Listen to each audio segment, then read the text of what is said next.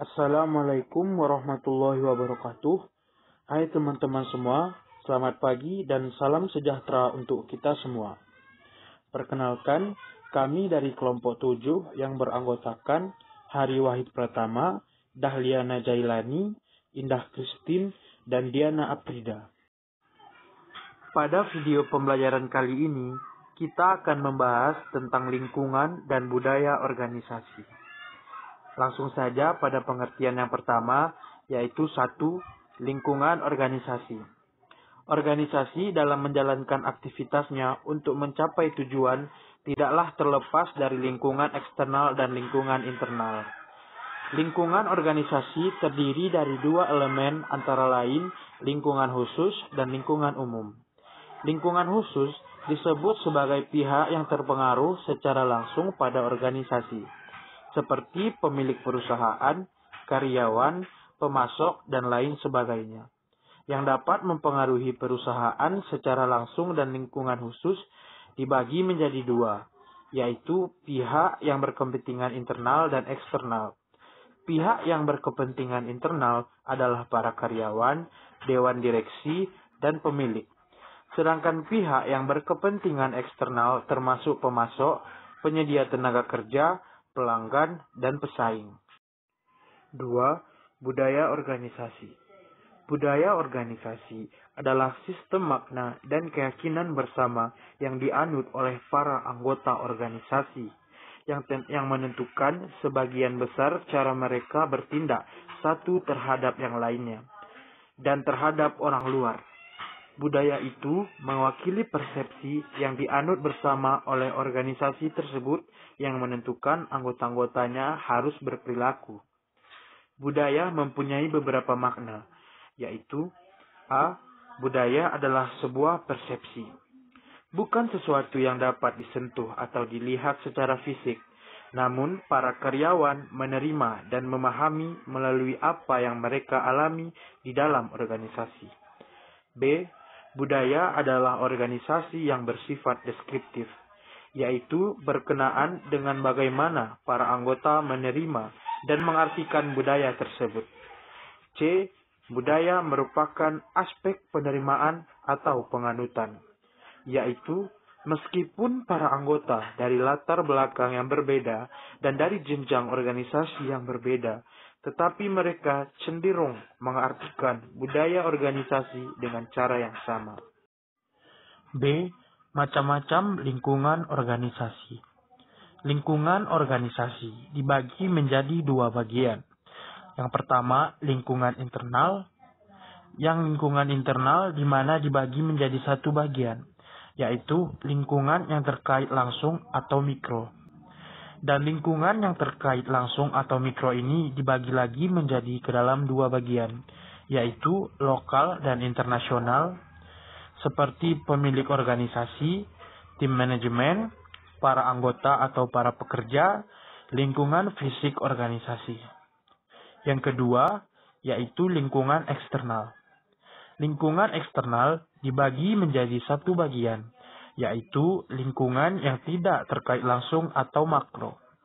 Lingkungan yang tidak terkait langsung atau makro ini dibagi lagi menjadi 2 bagian, yaitu lokal dan internasional, seperti pemasok, pelanggan, pesaing, partner strategis, regulator, pemerintah, dan masyarakat umum. Lingkungan internal. Lingkungan internal adalah tempat manajer bekerja yang mencakup budaya perusahaan, teknologi produksi, struktur organisasi, dan fasilitas fisik. Lingkungan internal meliputi pekerja atau karyawan, dewan komisaris, dan pemegang saham. Pekerja atau karyawan pekerja merupakan orang-orang yang bekerja di dalam lingkungan satu perusahaan atau organisasi yang menginginkan imbalan berupa upah atau gaji, sementara manajer menginginkan adanya kinerja yang tinggi. Dewan komisaris. Dewan komisaris mewakili kepentingan para pemegang saham, di mana dewan komisaris memantau kegiatan dan mengawasi manajemen. serta memastikan kegiatan akan berjalan mencapai tujuan. Kedudukannya adalah independen terhadap manajemen. Pemegang saham. Pemegang saham didasarkan pada seberapa besar saham mereka terhadap perusahaan. Jika perusahaan memperoleh keuntungan, maka mereka memperoleh imbalan sebesar yang mereka sertakan. Pengaruh lingkungan dan budaya. Pengaruh terhadap budaya perusahaan internal yang besar datang dari lingkungan eksternal. Budaya dapat sangat beraneka ragam di dalam organisasi, namun demikian, organisasi yang berada di dalam industri yang sama mungkin menunjukkan karakteristik budaya yang serupa karena beroperasi di dalam lingkungan yang sama. 2. Lingkungan eksternal. Lingkungan eksternal diketahui mempunyai peranan besar dalam mempengaruhi pengambilan keputusan manajerial, proses dan struktur organisasi. Maka lingkungan eksternal penting untuk selalu dipantau dan dianalisis.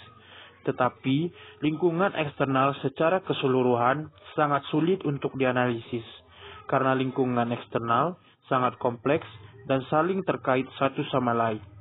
Lingkungan eksternal terdiri dari dua komponen, yakni lingkungan mikro dan lingkungan makro. A. Lingkungan eksternal mikro atau khusus. Lingkungan eksternal mikro adalah unsur-unsur yang berpengaruh langsung terhadap organisasi, yang terdiri dari pesaing, penyedia, langganan, lembaga keuangan, pasar tenaga kerja, dan perwakilan pemerintah. Pesaing. Pemahaman terhadap lingkungan persaingan yang dihadapi akan membantu organisasi mengetahui posisi persaingannya sehingga organisasi mampu mengoptimalkan operasionalnya sehingga organisasi dapat memahami arena, sifat persaingan serta kekuatan dan kelemahan para pesaing. Pelanggan. Situasi pasar dan langganan sangat mempengaruhi perusahaan dalam menyusun strategi, kebijaksanaan, dan taktik pemasaran.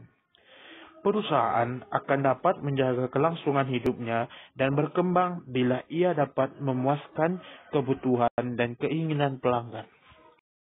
Pasar tenaga kerja. Tenaga kerja merupakan mitra strategis perusahaan karena dengan memiliki tenaga kerja yang terampil, perusahaan dapat melaksanakan aktivitas perusahaan dengan efisien dan mempunyai keunggulan dibandingkan dengan perusahaan lain. Oleh karena itu, perusahaan harus mampu merekrut dan mempertahankan tenaga kerja yang terampil. Lembaga keuangan. Untuk memperluas usahanya, perusahaan memperhatikan adanya tambahan modal dari pihak lain, yaitu lembaga-lembaga keuangan seperti perbankan, perusahaan investasi, asuransi, dan pasar modal. Pemasok. Untuk memproduksi barang dan jasa perusahaan sangat memerlukan peran supplier, yaitu untuk menyediakan bahan baku, bahan penolong, energi, peralatan, dan input lain yang mendukung proses produksi. B. Lingkungan eksternal makro atau umum. Lingkungan umum pada lingkungan organisasi merupakan kondisi eksternal yang luas yang dapat mempengaruhi organisasi serta berpengaruh secara tidak langsung terhadap kinerja organisasi.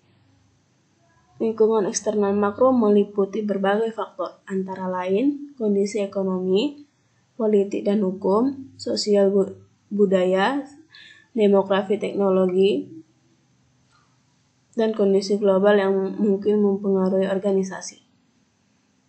Kondisi ekonomi, tingkat inflasi, masalah pengangguran, tingkat pertumbuhan pendapatan nasional, keadaan neraca pembayaran, kondisi pasar saham, serta fluktuasi kurs valuta asing dan suku bunga secara langsung adalah beberapa faktor ekonomi yang mempengaruhi praktik manajemen dan aktivitas bisnis.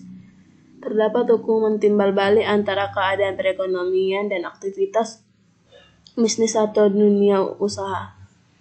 Kestabilan dan pertumbuhan ekonomi akan mendorong perkembangan dunia usaha, dan sebaliknya, perkembangan usaha akan mewujudkan kestabilan dan pertumbuhan ekonomi. Kondisi politik dan hukum. Terdapatnya kestabilan politik dan kebijakan pemerintah yang sesuai dapat menciptakan suasana kondusif untuk mengembangkan aktivitas organisasi bisnis di berbagai bidang. Pertimbangan hukum juga perlu diperhatikan perusahaan, antara lain adanya peraturan pemerintah mengenai pembentukan dan pengawasan organisasi yang membatasi kebijakan manajerial, termasuk dalam hal mengelola sumber daya manusia.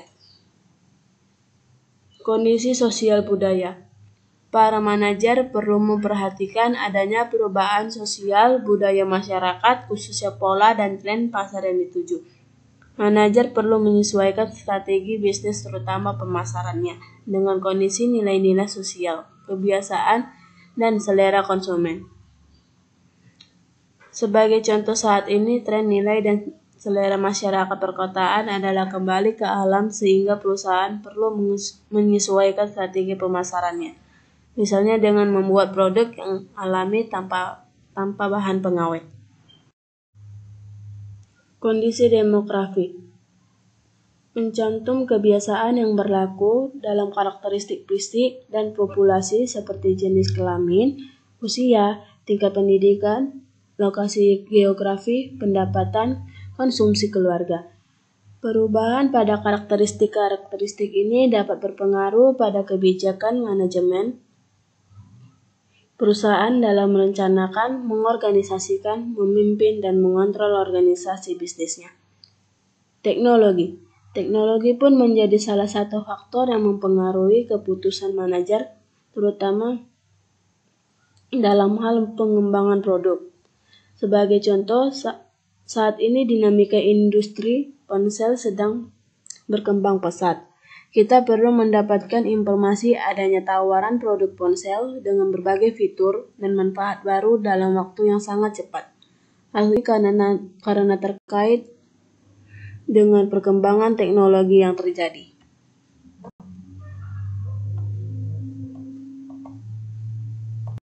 Globalisasi. Globalisasi adalah salah satu faktor utama yang mempengaruhi organisasi bisnis. Manajer dari perusahaan besar maupun kecil yang ada di dalam negeri semakin ditantang dengan meningkatkan jumlah pesaing sebagai dampak dari adanya pasar global yang merupakan bagian dari lingkungan eksternal. C. Budaya organisasi. Semua organisasi memiliki budaya. Budaya organisasi dibangun dari kepercayaan yang dipegang teguh secara mendalam tentang bagaimana organisasi seharusnya dijalankan atau beroperasi. Budaya merupakan sistem nilai organisasi dan akan mempengaruhi cara pekerjaan dilakukan dan cara pegawai berperilaku. Budaya organisasi merupakan wujud tanggapan yang dimiliki, diterima secara implisit oleh kelompok dan menentukan bagaimana kelompok tersebut rasakan, pikirkan, dan bereaksi terhadap lingkungan yang beraneka ragam.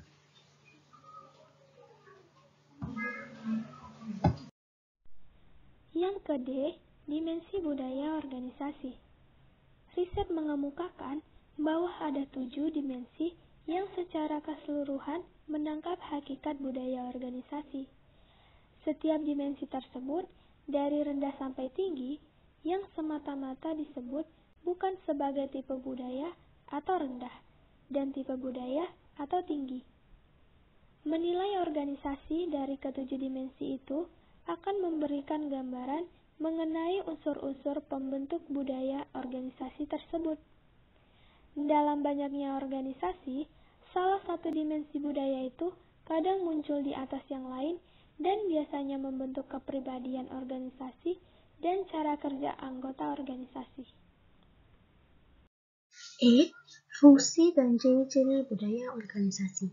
Menurut Robbins, fungsi budaya organisasi ada 5, yakni 1. Budaya menciptakan perbedaan yang jelas. Yang kedua, budaya membawa suatu rasa identitas bagi anggota-anggota organisasi. Yang ketiga, budaya mempermudah timbulnya komitmen. Dan keempat, budaya merupakan perekat sosial yang membantu mempersatukan organisasi itu dengan memberikan standar-standar yang tepat untuk dilakukan oleh karyawan. Dan yang kelima, budaya sebagai mekanisme pembuat makna dan kendali yang memandu dan membentuk sikap serta perilaku karyawan. Ciri-ciri budaya organisasi yaitu 1. Inovasi dan pengambilan risiko. Sejauh mana karyawan didukung untuk menjadi inovatif dan mengambil risiko. Yang kedua, perhatian terhadap detail. Sejauh mana karyawan diharapkan menunjukkan kecermatan, analisis, dan perhatian terhadap detail. Yang ketiga, orientasi hasil. Sejauh mana manajemen memfokus pada hasil bukannya pada teknik dan proses yang digunakan untuk mencapai hasil tersebut. Yang keempat, orientasi orang. Sejauh mana keputusan manajemen memperhitungkan efek pada orang-orang di dalam organisasi itu. Yang kelima, orientasi tim. Sejauh mana kegiatan kerja diorganisasikan sekitar tim-tim, bukannya individu. Yang keenam, keagresifan. Berkaitan dengan agresivitas karyawan. Yang ketujuh, kemantapan. Organisasi menekankan dipertahankannya budaya organisasi yang sudah baik. Cara karyawan mempelajari budaya perusahaan. 1. Cita-cita. Cita-cita mengenai bagaimana kerasnya perjuangan pendiri organisasi di dalam memulai usaha sehingga kemudian menjadi maju seperti sekarang merupakan hal yang baik untuk disebarluaskan. Bagaimana sejarah pasang surut perusahaan dan bagaimana perusahaan mengatasi kemelut dalam situasi tak menentu merupakan kisah yang dapat mendorong dan memotivasi karyawan untuk bekerja keras jika mereka mau memahaminya. Yang kedua, ritual atau upacara-upacara. Semua masyarakat memiliki corak ritual sendiri-sendiri. Di dalam perusahaan tidak jarang ditemui acara-acara ritual yang sudah mengakar dan menjadi bagian hidup perusahaan, sehingga tetap dipelihara keberadaannya. Contohnya adalah selamatan mulai musim giling di pabrik gula. 3. Simbol-simbol material. Simbol-simbol atau lambang-lambang material seperti pakaian, seragam, ruang kantor, dan lain-lain, atribut fisik yang dapat diamati merupakan unsur penting budaya organisasi yang harus diperhatikan. Sebab dengan simbol-simbol itulah dapat dengan cepat diidentifikasi bagaimana nilai, keyakinan, norma, dan berbagai hal lain itu menjadi nilai bersama dan dipatuhi anggota organisasi. 4. Bahasa.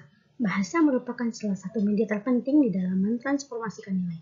Dalam suatu organisasi atau perusahaan, tiap bidang, divisi, strata, atau semacamnya memiliki bahasa atau jargon yang khas, yang kadang-kadang hanya dipahami oleh kalangan itu sendiri. Hal ini penting karena untuk dapat diterima di suatu lingkungan dan menjadi bagian dari lingkungan, salah satu syaratnya adalah memahami bahasa yang berlaku di lingkungan itu.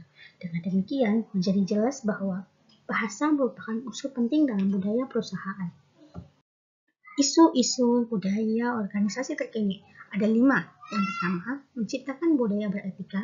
Yang kedua, menciptakan budaya inovatif. Yang ketiga, menciptakan budaya berorientasi pelanggan. Yang keempat, menciptakan budaya yang mendukung kebinekaan.